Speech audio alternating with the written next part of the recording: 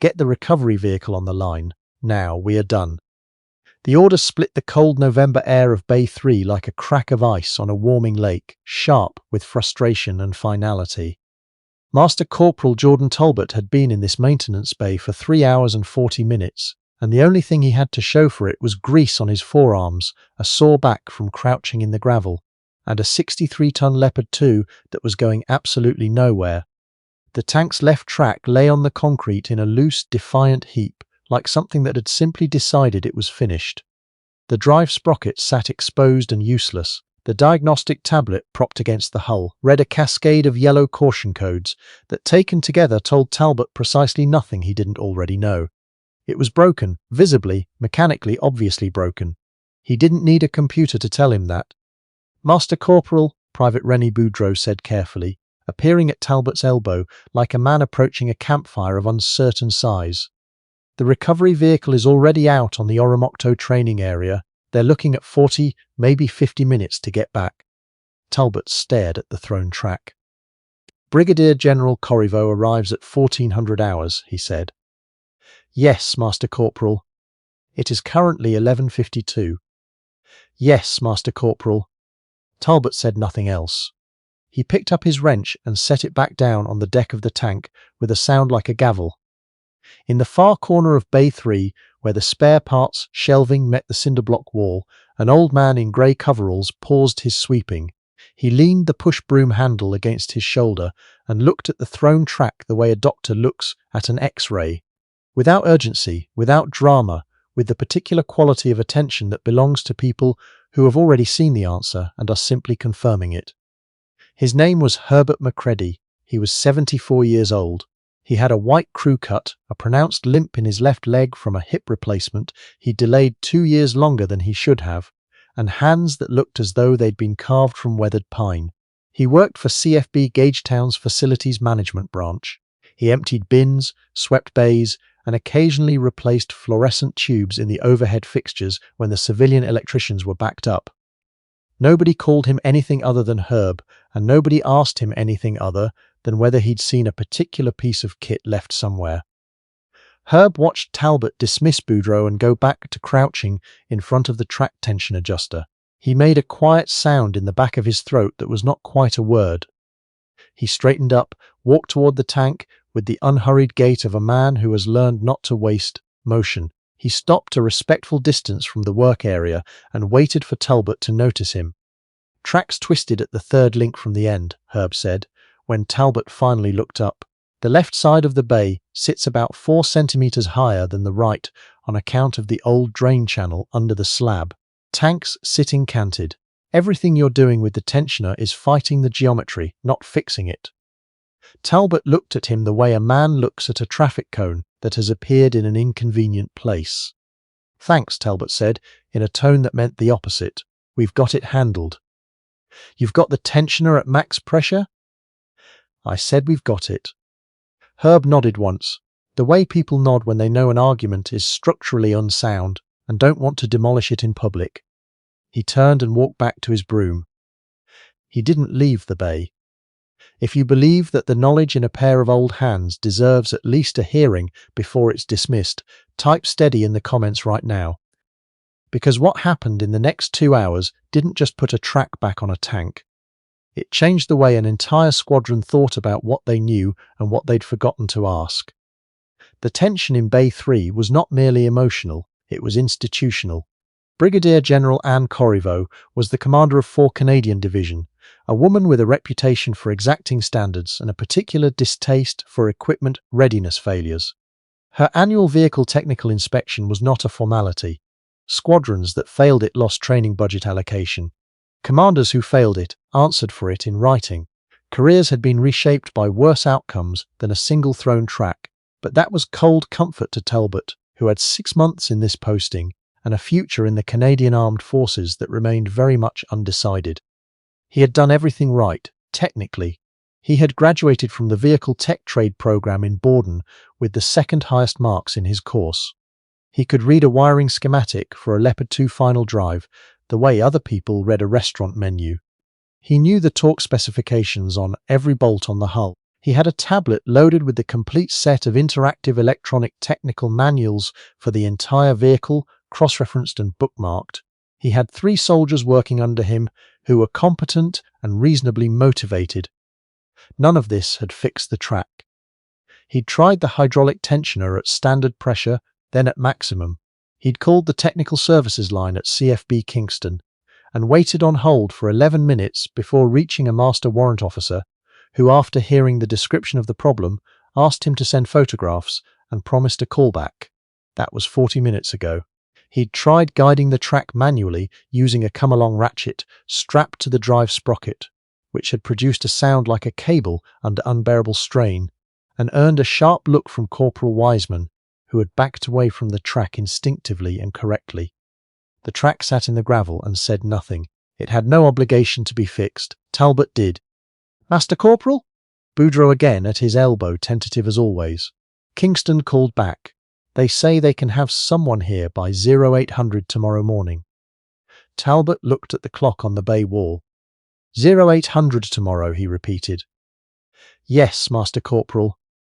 "And the General is here at 1400 today." "Yes, Master Corporal." Boudreau had the expression of a man watching a situation develop that he has no power to prevent and no desire to be standing in the middle of. Talbot understood entirely. "Try the tensioner again," Talbot said. "Max pressure. Wiseman, get on the idler arm by hand and see if you can guide the end links. That's going to put a lot of stress on the—" "I know what it's going to put stress on, Corporal. Just do it." The hydraulic pump built its pitch to a high mechanical complaint.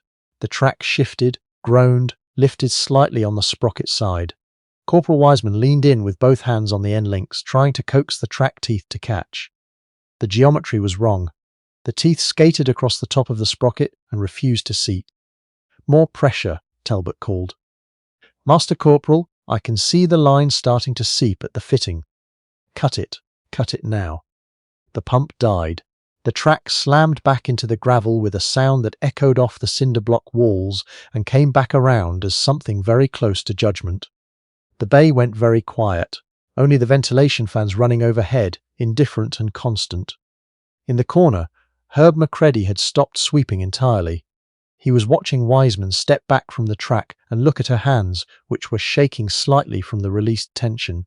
He was watching Talbot stand very still in the middle of the bay, with his fists at his sides and his jaw set. He was watching 3 young soldiers look at a piece of machinery they'd spent hours on and feel the particular helplessness of technical failure. He knew that feeling. He knew it from places that were not this clean and not this safe. What Talbot couldn't see when he looked at Herb Macready was the 22 years behind the grey coveralls. Warrant Officer Herbert Macready, Royal Canadian Dragoons. He had driven Leopard C1s and C2s in Wainwright exercises that ran at -30 when the hydraulic lines turned sluggish and the track pins seized in their links and you fixed it in the field or you didn't go home. He had deployed to the former Yugoslavia in 1993, to a situation that the public records describe in careful language and the men who were there describe differently, alone or not at all. He had later qualified on the Leopard 2, had run maintenance courses at Borden, had cross-posted to an advisory role with the Armoured School before his hip gave out in a training rollover in 2007, and the subsequent surgeries made it clear that active service was finished. He had taken the facilities job because it was physical, because it kept him near machines, and because nobody else had offered him anything else, and he had not asked. He was by any reasonable measure the most qualified person in Bay 3 to fix the problem in front of them. Nobody in Bay 3 knew this because nobody had asked. Herb set his broom against the wall. He walked to the toolboard on the far side of the bay. His left hip ached in the cold, the way it always did after November settled in, but it moved, and that was enough. He passed the pneumatic impact wrenches, the torque multipliers, the laser alignment tools. His hand found what it was looking for without his eyes having to search for it. A tanker's bar, a 1.8 metre length of hardened steel with a hooked end and a handle worn smooth by years of use. It was chipped and dark with old grease. It looked like it belonged to a different century. In a sense, it did. "Hey!" Talbot's voice had an edge in it that hadn't been there before. Not quite anger, but the thing that lives just ahead of it. "What do you think you're doing?" Herb turned around with the bar in both hands. He looked at Talbot without hurrying. "I'm going to fix your track." "You're not a qualified vehicle tech." "No," Herb agreed, "I'm not." "Then put it back and step away from." "Master Corporal." Herb's voice didn't rise. It didn't need to. There was something in the quality of it, a steadiness born from years of being heard over turbine engines and over worse things than turbine engines, and it carried through the bay without effort. "You have 2 hours until the General arrives. You have no recovery vehicle. Kingston isn't sending anyone until tomorrow morning. Your hydraulic line is already seeping, which means you've got one more attempt before you either burst it or damage the tensioner housing." He let that sit for 3 full seconds. "I can fix this in 15 minutes. Your choice." Talbot stared at him. Something moved through his expression. The confidence, and underneath it the desperation, and underneath that the faint, uncomfortable flicker of a man beginning to weigh the actual cost of his certainties. "If you damage that sprocket," Talbot said slowly, "or if anyone in this bay gets hurt, I'll make sure facilities management hears about it personally." Herb looked at him steadily. "Fair enough," he said. "Where's your driver?" Without being asked, Private Boudreau disappeared toward the tank's forward hatch. Talbot stepped aside. It was not a defeat exactly. It was the thing that has to happen before a defeat can become something else. Herb walked to the left rear of the tank. He got down on both knees in the gravel, slowly, because the hip had its own timetable, and he looked at the track the way he had always looked at things that needed to be understood. Not at the obvious failure, but at the geometry underneath it. He pressed his bare right hand against the number 3 track link from the end and held it there. He felt the twist, just a degree or two, barely perceptible. The kind of thing a sensor cannot measure, because sensors measure tension and not angle. He stood back up and looked at the way the tank was sitting on the slab. Left side higher, not much. 4 centimetres maybe, where the old drain channel had gradually buckled the concrete over decades of water and freeze and thaw. To the eye, the floor looked level. To 63 tons of steel at rest, it was the whole story. He took one long breath. "Driver," he said, "listen carefully. I need you to apply left stick only. Quarter rotation, not a full turn, a bump. You'll feel the transmission engage and I'll tell you to stop. Don't anticipate me. Quarter rotation, left side only, on my mark." From inside the hull, Boudreau's voice came back muffled but composed. "Ready." Herb positioned the tanker's bar. He found the specific gap between the second and third link from the end connector, a gap that the track's twist had opened fractionally wider on the inboard side, invisible unless you were looking for it with your hands.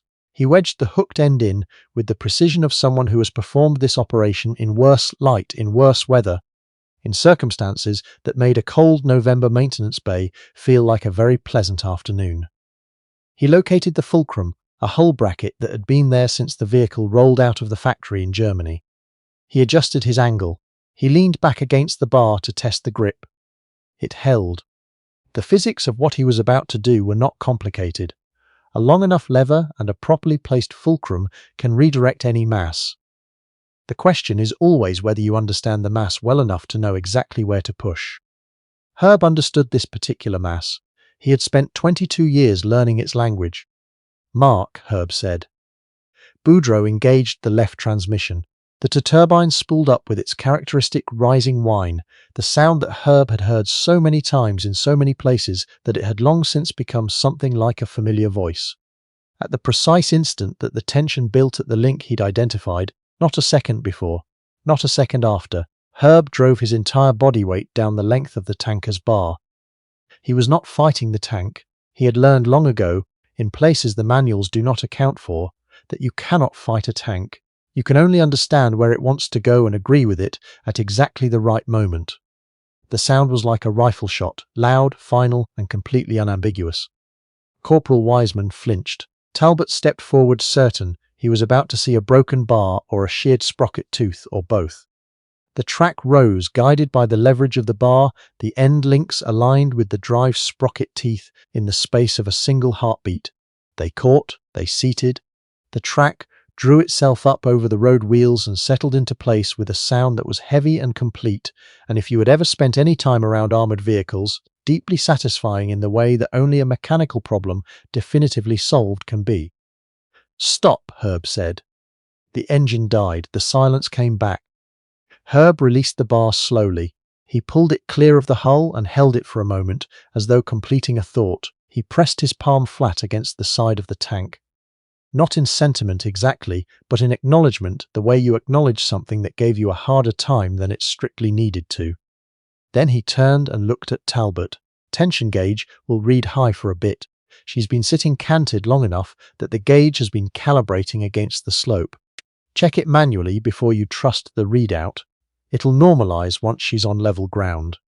Talbot had not moved. He was looking at the track, then at the bar, then back at the track. "How?" he said. It wasn't quite a question. It was more like a word that had escaped before he'd finished deciding what to do with it.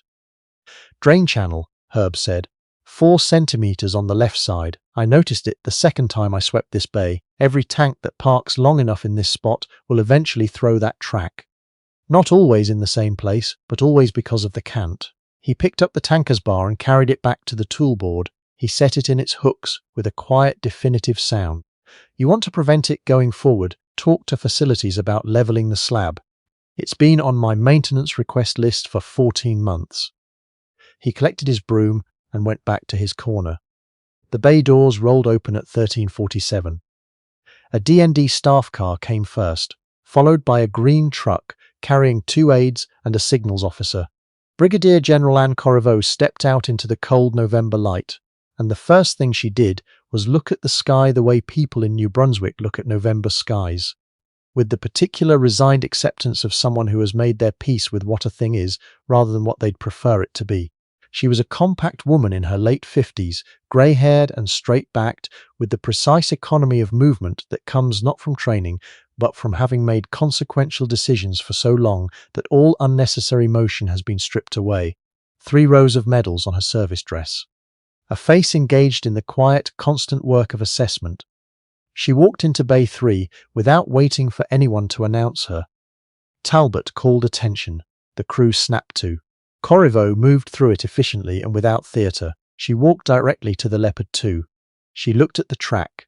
She crouched slightly and ran 2 fingers along the link tension the way a mechanic does, feeling for the resistance before trusting any number a gauge might offer. She stood. She looked at the drive sprocket. She looked at the hull bracket, which still carried a thin smear of fresh grease where the tanker's bar had rested. "Good tension," she said. "I heard you had a track issue this morning." "Yes, ma'am, we resolved it." Corriveau looked at him. She had the kind of eyes that do not miss the things people would prefer they'd miss. "Who did the hands-on?" Talbot's jaw tightened fractionally. This was the moment.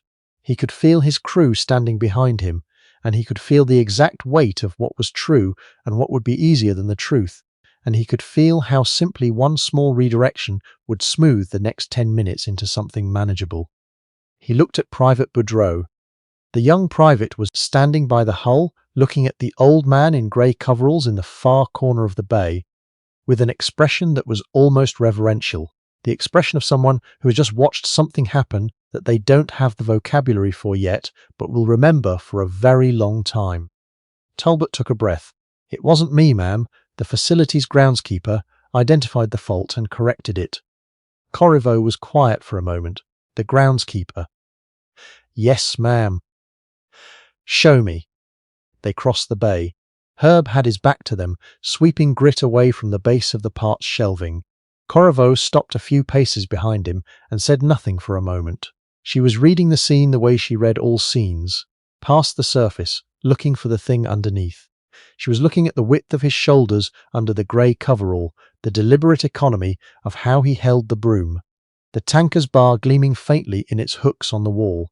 She was looking at the way a 74-year-old man stands when he has spent 22 years standing a particular way, and the posture has simply become structural. "Warrant Macready," she said. The broom stopped. Herb turned around slowly. His thick glasses caught the fluorescent light from above. He looked at her face, and something moved through his expression.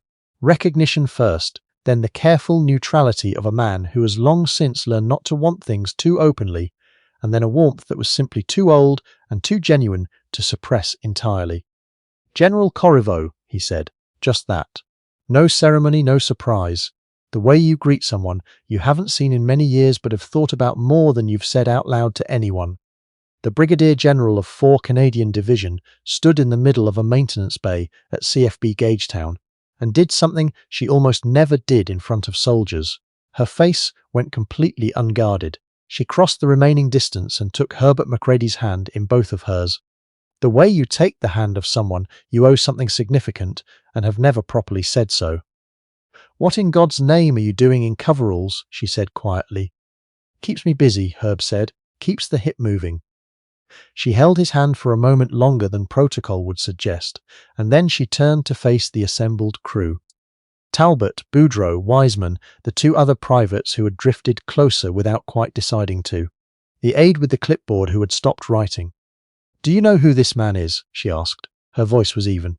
It didn't need to be loud to fill the bay. Nobody answered. "This is Warrant Officer Herbert Macready, Royal Canadian Dragoons, 22 years of service to the Canadian Armed Forces."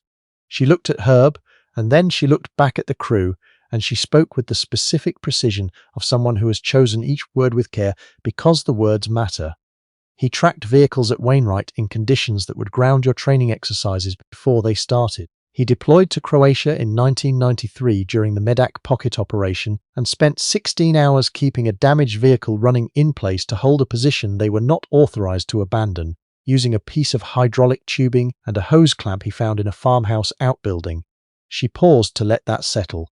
"And in September of 2006, I was a captain commanding a troop of Leopard 2s on Route Summit in Panjwai District, Kandahar Province. We struck a pressure plate IED.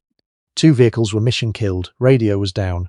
I had a vehicle blocking the road with a seized final drive and Taliban fighters moving to our north." Her voice didn't change in register, but it changed in weight. "Warrant Macready got out of a vehicle that was still burning from a secondary ignition. He came to my vehicle. He pulled the access panel on the final drive housing with a bent piece of rebar he found in the roadside debris. He diagnosed the seizure by hand, no gauges, no power, nothing except what he knew and what he could feel. He got the drive turning, he got us moving, in 11 minutes. She stopped. He was later treated for burns on both forearms that he had not mentioned to anyone until after the vehicle was rolling and the road was clear. He was awarded the Medal of Military Valor. He hasn't told any of you that." Private Boudreau's mouth was open. Corriveau looked at the grey coveralls, at the push broom leaning against the shelving, at the tanker's bar on the wall and the grease still on the hull bracket where it had rested 20 minutes ago. "And he has been sweeping your floors," she said, "and watching you fight a 4-centimetre drain channel problem for 3.5 hours. The bay was completely quiet. Even the ventilation fans seemed to hold. Talbot was looking at the floor, at the concrete, at the faint, barely visible rise near the old drain channel that he had walked across every single day for 6 months and never once seen. "I didn't know," he said. The words were small and accurate. "You didn't ask," Herb said from the corner. There was no reproach in it. It was a statement of fact, offered with the gentleness of a man who has long since made his peace with being overlooked, who understands that it is not malice but habit, and that habit can be broken. "You saw the coveralls. You stopped looking after that." Corriveau turned back to Herb. "I have a full squadron of vehicle technicians who can read the technical manuals end to end and can't tell you what a track sounds like when it's about to jump the sprocket. I need someone to teach them how to listen to the machine." She held his gaze. "That's not a request." Herb considered this. He looked at his broom. He looked at the tank. He looked at Talbot, who had stopped examining the floor and was now looking at him with an expression that was in the process of becoming something more honest than what had been there before. "You'll let me wear my own clothes," Herb said. "I'll let you wear a bathrobe if you show up on time." The faintest thing crossed Herb's face, not quite a smile, but the precise shape a smile makes in the moment before it decides to commit. He straightened up, just slightly, just enough. The particular posture that lives in the muscle memory of everyone who has spent decades standing at attention when a senior officer enters a room. Not performance, but reflex, as involuntary and as permanent as any scar. "Understood, ma'am." As Corriveau and Herb walked out through the bay doors toward the staff car, their voices carrying back in fragments, Herb explaining the drain channel, the 14-month maintenance request, 3 other tanks in the eastern bays he'd noticed sitting on the same cant. Talbot stood alone in the middle of Bay 3 and let the silence of it find him properly. He walked to the toolboard. He lifted the tanker's bar from its hooks. It was heavier than it looked. Old steel always is. He carried it to his workbench and set it down beside his diagnostic tablet, and he stood there looking at both of them for a long moment. The screen still showed the yellow caution codes. The bar was chipped and dark and said nothing at all. "Master Corporal," Boudreau had appeared at his shoulder, quieter than usual. "What do you need?" Talbot picked up the tanker's bar in both hands and felt the weight of it properly. The way you feel a thing when you stop treating it as scenery and start treating it as what it actually is. "Get me the paper check sheets," he said. "We're going over every track in this bay, by hand, starting now." He set the bar back down next to the tablet, both of them on the same workbench, neither one of them the whole answer on its own. "I want to feel the tension, not just read it." "The tablet can." "The tablet," Talbot said quietly, "doesn't know about the drain channel." Boudreau nodded and went to find the paper check sheets, and Talbot stood in the quiet of Bay 3, looking at a concrete floor he was finally actually seeing. There is a Herbert Macready in every trade bay in this country, every machine shop, every hangar, every construction site, every hospital corridor. Someone who has been handed a broom because it was easier than asking what they knew. Someone whose hands carry more information than any manual, more precision than any certification program, more hard-won understanding than any diagnostic system that has ever been manufactured. Someone who got things running under fire and under the midnight sun and in the mud of places whose names you would have to look up, and who now empties your bins without complaint, because complaining has never once been the point. The question is not whether they are there. They always are. The question is only whether you are willing to put down your tablet long enough to ask. At Echoes of Duty, we tell the stories that the formal record forgets, the ones carried in old hands and quiet voices, the ones that get buried beneath rank and time and grey coveralls. If this story reminded you that competence doesn't expire and that wisdom has never once announced itself at the door, then we have one thing to ask of you. Share it with someone who works beside a Herb Macready and doesn't know it yet. Subscribe if you believe that experience is earned and not simply replaced by something newer. And if you have known someone like him in your own life, a quiet one, an overlooked one, someone whose stories have gone unheard because no one bothered to ask, leave their story in the comments. Those are the stories that deserve to last longer than the people who carry them. Until next time, stay sharp, stay humble, and never mistake the broom for the measure of the man.